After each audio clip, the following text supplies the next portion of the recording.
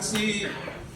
Saya ini tadi sudah disebutkan oleh hambanya Pak Heri, ya, Pak Pendeta Heri, kita ketemu setahun yang lalu ya, hampir lupa. Nama saya Saifuddin Ibrahim. Saya orang Bima, lahir di Bima. Saifuddin, Saif artinya pedang, Din artinya agama, maksudnya agama Islam. Jadi saya ini pedang Islam. Sekarang berubah jadi pedang Yesus. Amen. Saya waktu Muslim boleh dibilang sangat radikal.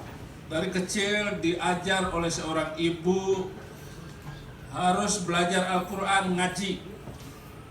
Itu ibu yang paling galak. Dan saya percaya ibu saya itulah wanita paling galak di dunia. Galaknya minta ampun. Nggak ngaji habis oleh saya. Sehingga SD kelas sebelum tamat SD saya harus hafal juz amma, bab ke-30 dari Al-Quran, itu 37 surat. Saya harus menghafal di depan dia selama 2,5 jam. Dia pegang Al-Quran, saya hanya melihat muka dia. Kalau salah, dia gebrak meja. Wah, salah. Aduh, sambungannya di mana kata itu ya? Dia bantu sambungan katanya.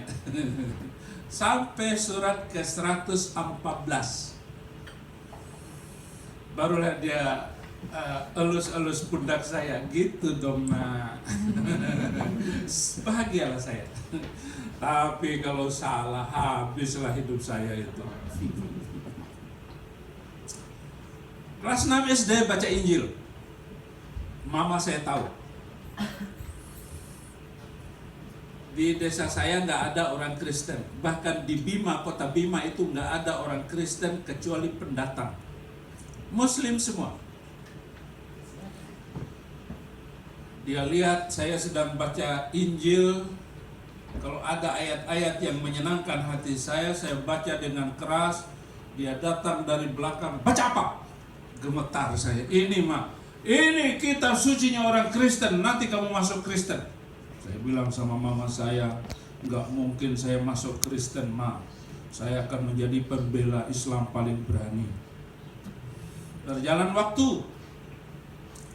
waktu, tamat SD,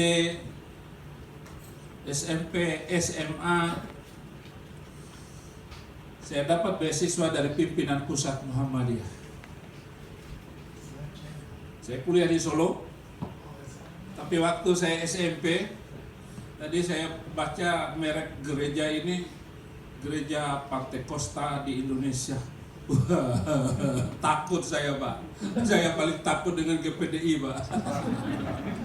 SMP kelas 1 saya hujani gereja itu pakai batu. Di kota Bima itu ada gereja sebelah kiri jalan menuju pelabuhan. Itu ada GPDI. Saya lempar karena saya tinggal di belakang gereja itu. Saya kembali setelah saya bertobat, itu ibadah kedua saya langsung ke gereja itu. Rupanya anaknya yang jadi pendeta, orang Manado. Ferry namanya. Waktu bapak lempar tuh bapak saya. Pokoknya semua batu yang dipakai melempar gereja itu didoakan katanya.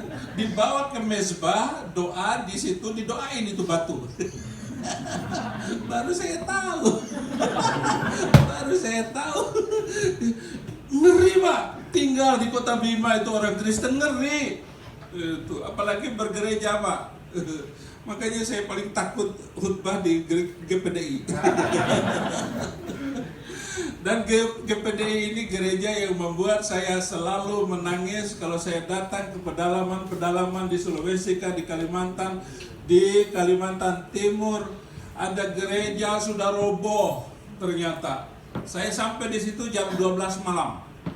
Masuk gereja itu karena saya akan khutbah di pedalaman Kalimantan Timur, di Barong Tongkok. Barong Tongkok itu paling timur. Dari Samarinda itu jalan itu 18 jam baru sampai. Naik mobil, naik taksi ke sana. Disambut oleh suami istri di gereja, tapi saya malam nggak lihat gerejanya. Rupanya pendeta GPDI. Kamar tidur mereka setelah dirapiin, tempat tidur saya. Dia tidur di bangku reot. Pagi-pagi sudah bangun. Saya lihat gerejanya sudah mau ambruk gitu. Kayak doa dengan suami istri yang anaknya baru 1. Doa, nangis saya di situ.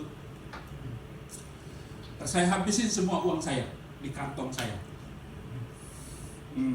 Karena nanti ya diganti lagi sama Tuhan. Tahu nggak, gerejanya itu setelah saya keluar itu sudah hancur, sudah mau roboh. Jadi memang GPD ini nyusahin hati saya. Di mana-mana, tolong bantu ya GPDI di Indonesia ya.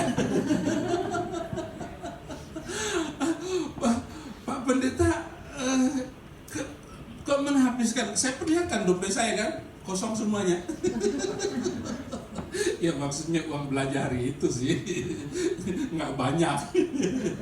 Tapi saya habisin karena saya terharu karena saya pernah ngelempar GPDI. Itu saja urusannya. Dan kalau persembahan apapun saya datang khutbah di GPDI, uang paling besar itulah yang saya kasih di GPDI. Kalau gereja lain enggak. Ini bukan cerita yang dibuat-buat, saudara. Ini kesaksian hidup saya sebagai orang yang telah terima Yesus Kristus. Nah, ini kesaksian khusus GPDI ya. Jangan dibocorin. Dan jangan bilang kalau saudara nyumbang ke GPDI di Indonesia, wah ini gara-gara khutbah Saifuddin Ibrahim. Enggak. Jangan, karena Yesus. Tamat SD, SMP, SMA, saya dapat beasiswa dari pimpinan pusat Muhammadiyah. Saya kuliah di Solo, ambil jurusan perbandingan agama. Semua agama saya pelajari, Yahudi, Kristen, Islam, Hindu, Buddha saya pelajari. Waktu saya kuliah, tidak kurang 15 orang Kristen masuk Islam. Saya suka menyerang orang Kristen lewat dakwah. Pokoknya kalau pegang Alkitab, saya habisin. Terakhir pendeta KO debat dengan saya. Malam ketiga dia bilang Islam itu jorok dan kumuh. Oh benar pendeta. Tapi harus digarisbawahi, yang jorok dan kumuh bukan Islam, orangnya. Nggak ada orang Islam masuk masjid pakai sepatu. Nyindir. Orang masuk gereja kan pakai sepatu semua. Kalau ditaruh di bawah dicuri semua orang. Habis sepatu lo. Makanya di masjid itu pusat pencurian sepatu dan sendal.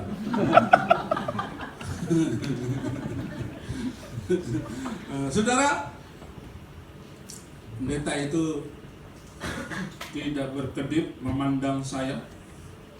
Saya bilang, Pak Pendeta, orang Islam sebelum bertemu dengan Tuhan, dia cuci tangan dulu supaya tangannya berbuat baik, wajah kumur-kumur, bicara yang benar, kepala pikir dingin, telinga dengan firman, kaki supaya berjalan di atas jalan kebenaran. Pendeta itu langsung masuk kamar mandi, ambil air seember, diguyur seluruh tubuhnya, keluar basah kuyup.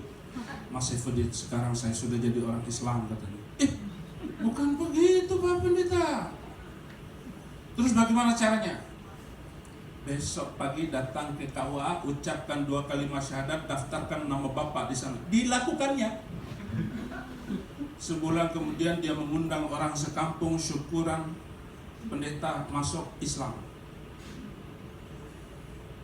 Senang sekali. Saya diberikan 1 setelan jas syukur, senang sekali karena dia masuk Islam. Setahun kemudian pendeta ini meninggal dunia.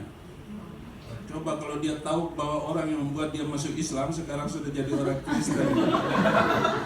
Inilah pendeta sesat yang disesatkan orang sesat. Dan orang sesat itu telah menerima kebenaran dari Yesus Kristus. Di tangan. Saya nggak sanggup merunut cara berpikir saya kok jadi orang Kristen gitu.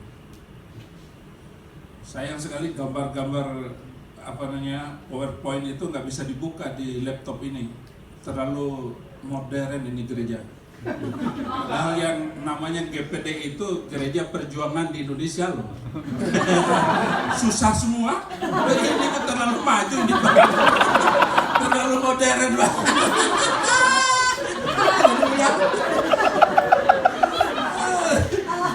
PowerPoint saya kalau begitu bagaimana ini memperbaiki laptop saya zaman yang akan datang ini. Atau cari di YouTube, yang banyak sekali di YouTube itu bisa nggak ditampilkan langsung debat saya di YouTube. Banyak sekali itu. Dan saya ini sudah dianggap manusia paling mengerikan di Indonesia. Ngeri sekali Saifuddin Ibrahim itu. Tapi saya bilang Yesus yang membuat saya tidak pernah takut dengan apapun. Jadi teman setia saya itu adalah gembala GPDI. Gak ada takutnya orang GPDI itu. Heran saya. Itu masuk desa itu. Tadi cuma berdua dengan istrinya, dengan anaknya yang masih bayi. Gereja yang sudah mau rontok itu. Belum ada jemaatnya.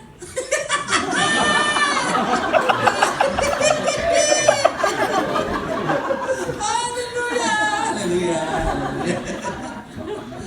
Berani-beraninya tuh. Aduh, tempat tidurnya dikasihkan ke saya. Suami istri dengan anaknya tidur di bangku yang sudah mau roboh juga. Ini orang luar biasa. Dan sekarang nggak ketemu lagi itu orang. Tapi mungkin dengan omongan saya ini sudah kaya dia sekarang. Saya berharap. Karena 8 tahun yang lalu. Berarti anaknya sudah SD kelas 1 itu. Suatu saat saya cari itu orang. Saudara, kalau saya jadi Kristen, kemurahan Tuhan. Selesai saya mengajar, saya kuliah di Solo, saya langsung ke Jawa Tengah, di Jepara, saya diangkat kepala SMA, masih bujangan. Siang mengajar, malam dakwah, siang mengajar, malam dakwah. Suatu malam saya dakwah di satu kampung, lewat di depan mata saya seorang gadis berbaju merah. Saya tanya kepada yang jemput, Pak itu masih gadis ya? Masih? Bisa diatur nggak? Bisa. 3 hari kemudian saya lamar. Diterima. Lahirnya 3 anak laki semua. Yang pertama saya kasih nama Fikri Khomeini, yang kedua saya kasih nama Saddam Hussein, yang ketiga saya kasih nama Muammar Gaddafi. Kenapa saya kasih nama seperti itu? Karena saya nggak suka dengan orang Kristen. 3 orang ini saya mau jadikan teroris besar supaya matiin semua orang Kristen. Tapi Tuhan ajaib.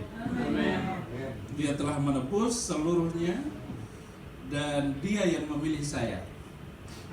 Bukan saya yang memilih dia. Ma antum tahtaruni walakin ana akhtartuka anta. Bukan kamu yang memilih aku, tetapi aku yang memilih kamu. Singkat.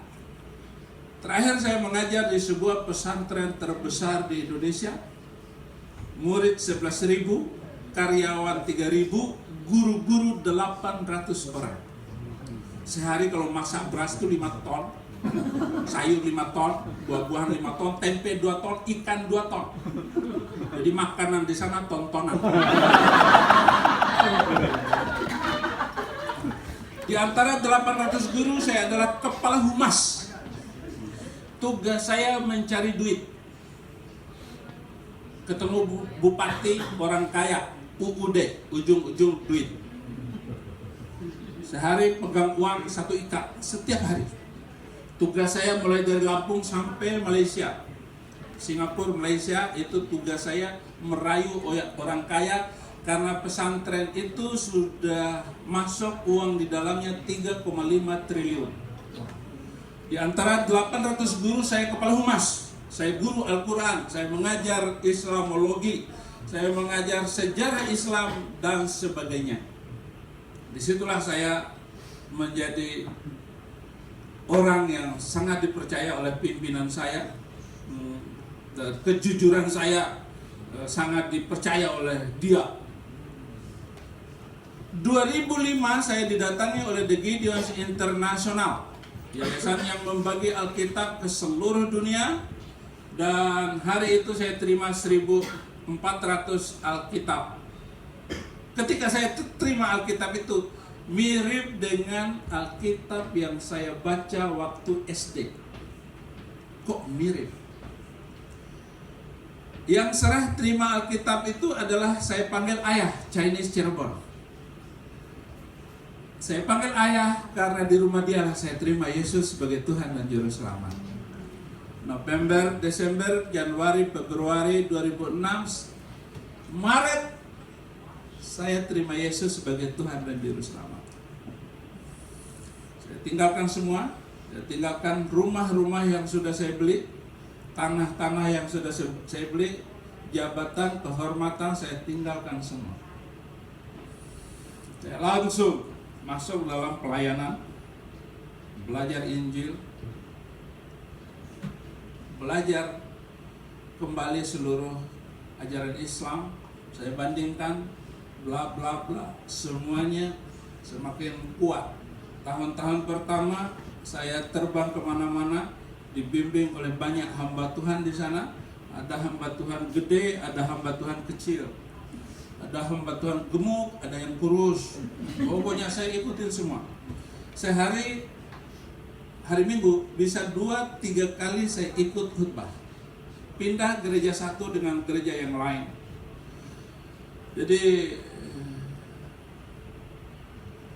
kalau ditanya sama siapa yang baru masuk gereja pertama, kan selalu gitu kan, angkat tangan. Saya nggak mau angkat tangan, saya lagi kejar pendeta yang lain. Yang penting itu khutbahnya. Belum mencatat apa-apa, masih harmonisasi kuping. Bagaimana pendengaran ini harus tajam, mendengar banyak sekali khutbah-khutbah pendeta itu. Bahkan saya kejar pendeta perempuan di desa. Itu. Dari awal khutbahnya bikin air mata netes terus. Kok bisa-bisanya perempuan itu ya khutbah bikin sederhana sekali, beda dengan khutbah pendeta di kota. Itu. Tapi kok khutbah dia itu membuat saya nangis. Belum begitu dia selesai doa firman, langsung saya kabur, nggak tahan, lanjutkan nangis di mobil.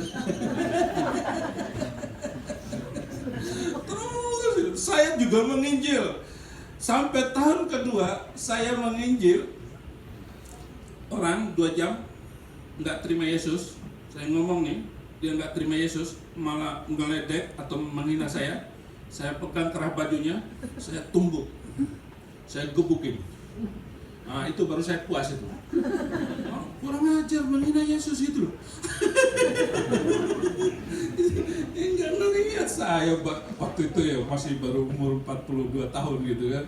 Badan masih kekar gitu. Tumbuk orang yang langsung jatuh lah.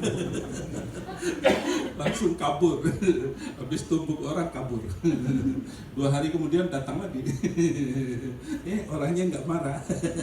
Makanya dengan macam-macam sebenarnya. Pokoknya berantem terus itu tahun kedua. Ternyata salah. Nggak boleh mukul orang kata penginjil. Baru tahu salah.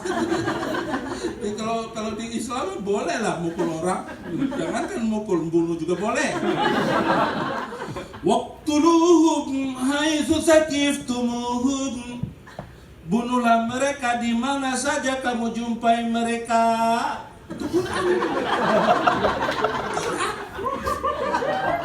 Ternyata beda dengan pengajaran Yesus. Jauh beda, jauh langit dan bumi. Yesus mengajar kepada kita, makanya ya cukup 2 tahun saja sudah kapok saya. Saya nggak berani lagi mukul orang karena nggak bertobat.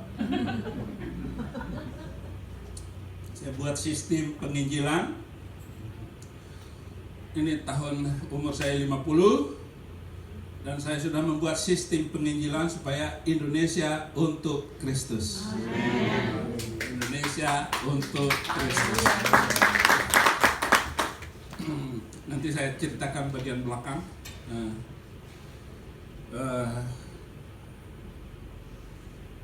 Setelah terima Yesus, saya bawa keluar istri saya, anak-anak saya.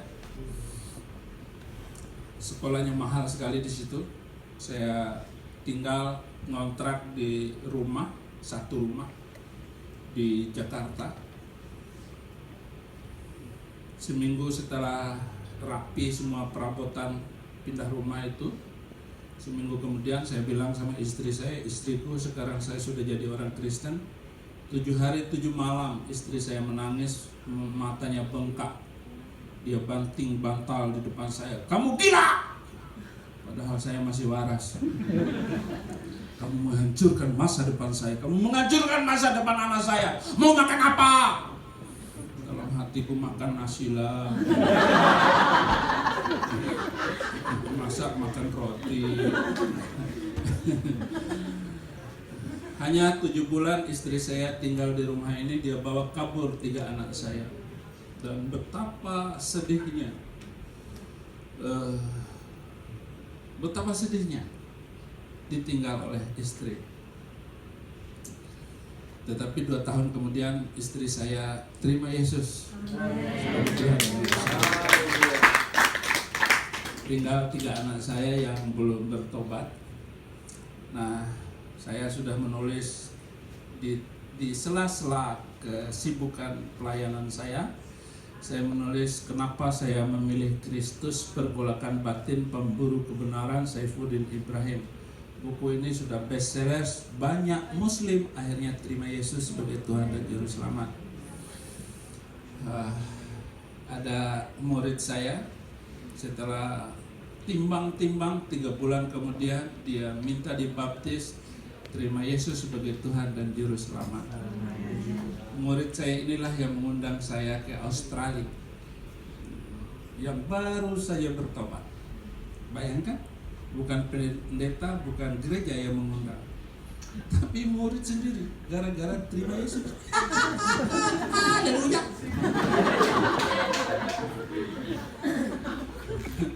Ini buku murah. Kalau semua buku ini nanti hanya 50 ringgit. 50 ringgit. Kalau nggak ada ringgit ya ganti dolar. Dialog dengan Saddam Hussein, ini 40 macam kekacauan ajaran Al-Quran yang tidak bisa dijawab oleh kiai manapun. Kalau ada kiai bisa jawab buku ini, saya masuk Islam lagi. Nggak bisa gimana? Al-Quran itu ngaco.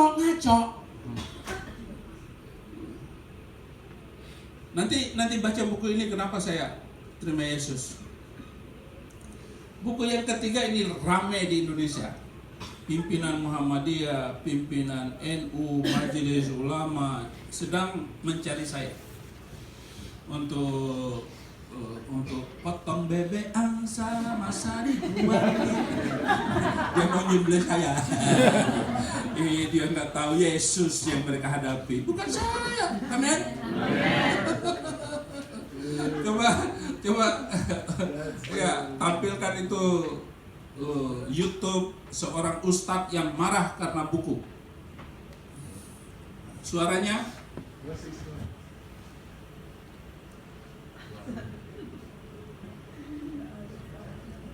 haus juga ya khutbah di GPDI. Pak, saya paling takut, Pak. Gemetar saya, Pak. Khutbah di sini nih. Aduh, bikin saya takut ini gereja. Halo. No sound here. Oh, sound, yes. Saya bisa ngerti bahasa Inggris sepotong-sepotong.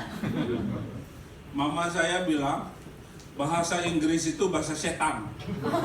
Bahasa Arab itu bahasa surga katanya. Makanya pandai, pokoknya bahasa Arab saya kuasai. Nyesal sekarang. Bahasa Arab nggak dipakai. Rupanya bahasa Inggris ya. Haleluya. Halo, suaranya. Di mana tombolnya ya? Terlalu canggih.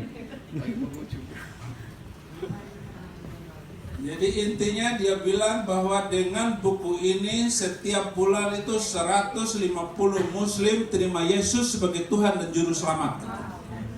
Dia bilang kepada seluruh umat Islam, jangan membaca buku ini. Bahaya. Anak-anak nggak boleh baca buku ini. Ya memang saya suruh untuk orang dewasa.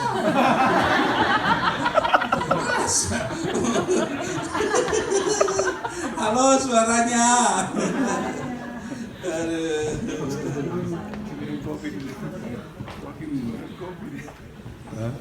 Jadi dia marah sekali karena buku ini dia bedah. Itu dia bacakan itu di masjid ini. Ustadz Monjir Situmorang. Jadi orang Ambon. Oh, orang Batak ya Pak? Oh, Bapak tahu ini. Situmorang itu Batak katanya. Saya kira orang Ambon. Haleluya. Wah, dia komentar buku ini, bahaya kata dia.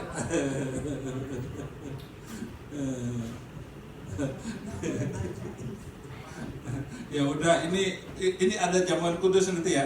Oke, berarti nggak boleh panjang-panjang ini khutbah.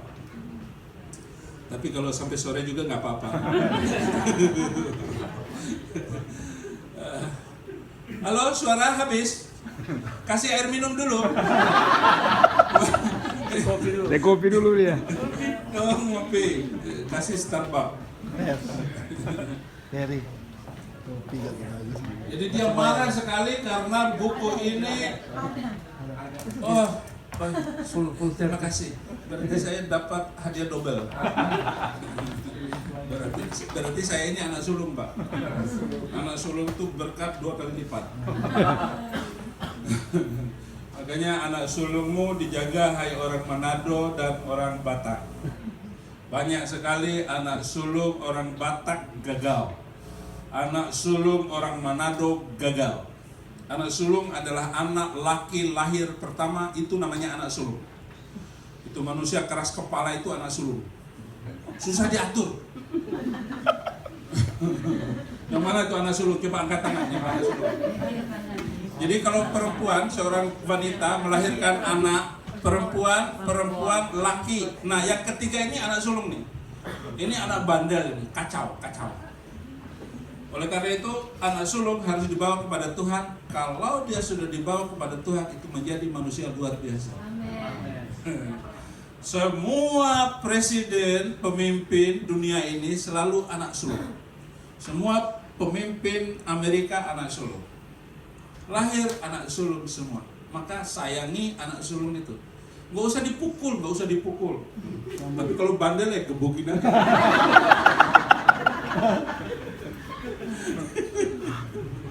Jadi sering anak sulung itu lahir miring, gila, sinting, itu banyak gitu anak sulung. Lahir berarti berkatnya besar sekali sehingga dikejar oleh iblis untuk dihancurkan masa depannya. Jadi hati-hati punya anak sulung. Selalu anak sulung jatuh karena perempuan. Apalagi anakmu hidup di Amerika ini, ya, yang lahir hidup di Amerika, jangan sampai tidur dengan perempuan sebelum dia tidur dengan istrinya.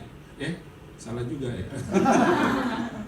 Pokoknya jangan sampai dia melepaskan keperjakaannya kepada perempuan lain atau berzina. Dia harus menikmati seks dengan istrinya untuk pertama kali. Maka berkatnya tidak pernah habis. anak sulung itu nyawanya double gitu. Lahir itu sering sakit dan sering hampir mati. Anak sulung? Oh, anak bungsu. Tapi laki-laki, kakak laki. Dua laki. Oh, 2 laki. Ya, bagus. Berarti kamu dapat hak kesulungan dari kakak-kakakmu itu mungkin. Ya, kakak kamu itu 2 orang kacau. Kamu yang dapatnya itu Pak Pendeta. Maka jangan buang kesulungan dan kehormatan itu. Saudara-saudara,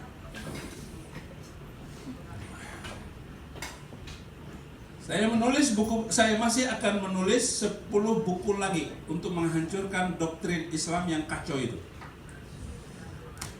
Kita bisa membayangkan, bunuhlah mereka di mana saja kamu jumpai mereka. Itu ayat Quran. Saya tulis semua di buku ini. Saya tulis semua. Makanya mereka marah.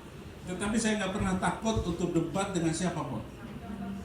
Saya nggak pernah mundur. Saya justru mencari pimpinan tertingginya. Di manakah Ketua Majelis Ulama Indonesia atau Ketua Pimpinan Pusat Muhammadiyah? Debat dengan saya. Saya nggak pernah mundur. Maka saya dikenal jago debat nomor 1 di Indonesia. Kami sudah siap debat. Makassar marah, Medan marah, Jakarta marah, Bandung, Surabaya marah. Surabaya nelpon, Pak, kami sudah siap debat. Bapak sudah siap nggak? Saya nggak pernah takut. Seminggu sebelum jadi debat, kami sudah siap.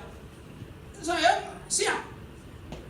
Kamu tahu nggak syarat debat dengan saya?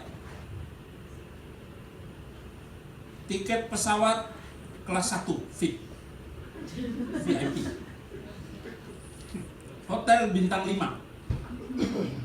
Jemput dari bandara ke hotel itu harus Mercy paling baru. Wah, kalau itu bisa Pak, kami bisa. Kamu tahu honor saya 1 jam berapa? Honor saya 1 jam 25 juta rupiah. Wah, kalau itu kami bicarakan dulu dengan panitia, ya silakan. Silakan. Nama saya kok muncul? Dia bilang pengurus Muhammadiyah dan dosen di Al-Zaitun murtad menjadi pendeta. Matiin dulu. Stop Beliau dulu. itu Saya sangat masih paham Al-Quran dan stop. Tadi lagi saya stop. Ini mati. Saya ngomong itu.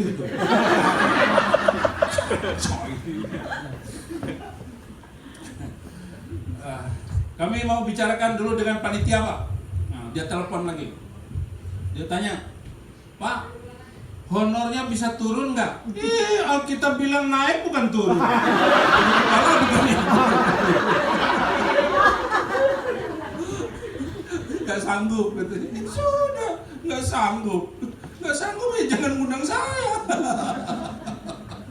Dia kalau telepon lagi saya naikin lagi. Saya nggak mau debat. Mereka mau menangkap saya, mau jebak saya. Nggak mau. Emang bisa 25 juta nyawa saya melayang. Haleluya. Lanjut. Aduh. sekarang ada yang Islam ini udah pelanggaran berat. Dialog Saifuddin Ibrahim, mantan pengurus Muhammadiyah dan dosen di Al-Zaitun murtad menjadi pendeta. Beliau itu sangat paham Al-Quran dan melihat sisi dibongkar, ditelanjangi habis ayat-ayat berdasarkan otaknya. Dituduh Rasulullah gila wanita, gila nafsu. Nanti kita bahas ini, bedah buku. Ini mengerikan Pak. Ini mereka edarkan nanti gratis di tangan umat Islam. Kalau kurang-kurang iman Pak, kurang ilmu, bisa murtad. Laporan yang masuk sama kami setelah baca buku ini, per hari orang murtad 150 orang per bulan. Mengerikan, saya aja membaca gemetar ini. Ini baru Pak, diterima Januari 2015, baru 1 bulan. Tapi mereka sebarkan buku ini ke orang-orang muslim. Per bulan itu menurut data kemarin itu 150 per bulan orang murtad sudah. Beliau punya anak 3. Beliau orang Bima. Sekolah SMP SMA Muhammadiyah. Luar biasa Pak beliau ini. Tamat SD di Pak Prado, 79 SMP Negeri Tangga Bima, 83 SMA Muhammadiyah, 85-87 kuliah di UPS Muhammadiyah Surakarta, berturut-turut menjadi mubaligh hijrah di Kaletan dan Wonogiri.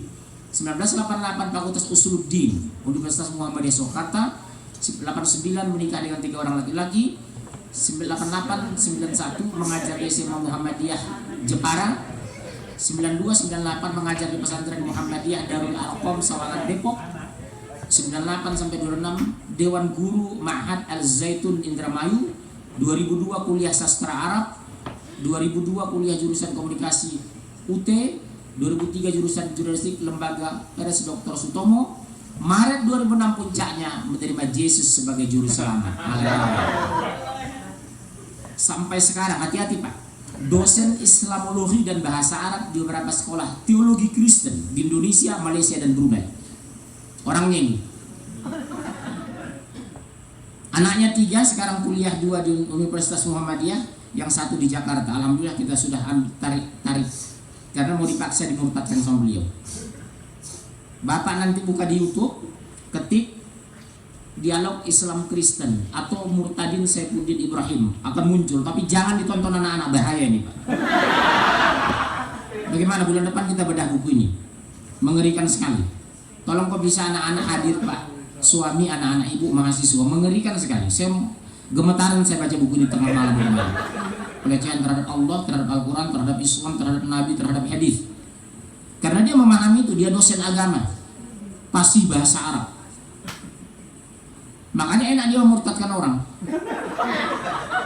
Jadi tidak ditemukan kata agama yang paling simpel itu adalah agama Nasrani, dijamin surga. Sementara umat Islam tidak ada jaminan. Apakah masuk surga Bapak? Insya Allah. Nah, nggak ada jaminan kan katanya. Apa artinya insya Allah di sini adalah bentuk kepasrahan kepada Allah bahwa menentukan surga itu bukan ibadah, tapi karena rahmatnya. Kenapa kita mengatakan insya Allah? Padahal di Bible sendiri pun, bulan depan saya bawa Bible saya itu Pak. Di Alkitab sendiri berisi, jika kamu mengatakan aku besok akan melakukan ini dan itu, jangan katakan aku melakukannya, katakanlah insya Allah. Itu di Bible masih ada Pak Alkitab, penerbitan Alkitab Indonesia, Bible tua. Saya punya itu, makanya saya mau ketemu dengan dia ini. Sekarang populer Pak, jadi menjadi kader pendeta internasional, karena dia mengajar di 3 negara, Indonesia, Malaysia dan Brunei. Indonesia, Singapura dan Brunei, luar biasa. Mohon Bapak kalau temukan ini di toko buku manapun, jangan dibeli, jangan dibaca. Bisa murtad Pak. Karena dia habis mengkoreksi dari sisi bahasa Arabnya semua ini. Subhanallah. Yang paling mengerikan ini bab 8, perkawinan Muhammad. Dia menuduh Rasulullah itu budak nafsu. Dibahasnya istri Rasul satu persatu. Nauzubillah, mengerikan. Ya Bu, nih beliau ini. Jadi di sekarang di Brunei, di Singapura mereka sangat populer. Waktu dia dialog itu di salah satu tempat di Cawang, itu dia pakai bahasa Arab itu, Al-Quran itu sangat fasih sekali. Karena memang dosen. Tapi anaknya menolak untuk murtad.